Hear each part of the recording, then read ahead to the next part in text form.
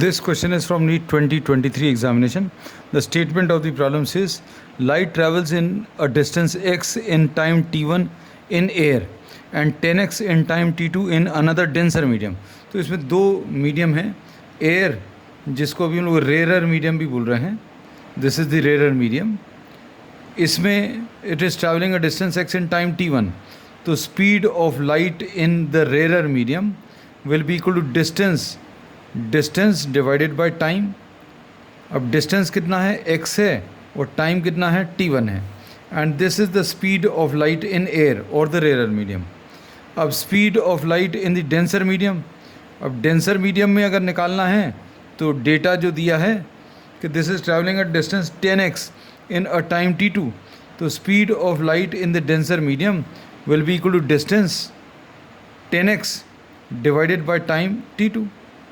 अब refractive index of denser with respect to rare is given by speed of light in the rare medium upon speed of light in the denser medium.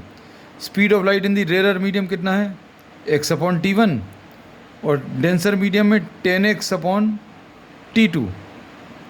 अब इसमें terms को transfer करें तो ये x upon t1 आएगा into t2 upon 10x आएगा. x और x cancel होगा तो ये t2 अपॉन 10 t1 आ गया.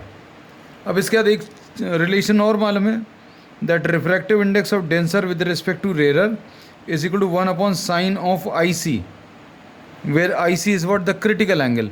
और क्रिटिकल एंगल अभी हम लोग निकालना है. तो ये refractive index of denser with respect to rare, इसकी वैल्यू रख दो, कितनी है, t2 अपॉन 10 t1, और ये 1 अपॉन साइन IC के बराबर है. तो इससे साइन IC की वैल्यू मिल जाएगी कितनी, 10 t1 रेसिप्रोकल ले लो अपॉन t2.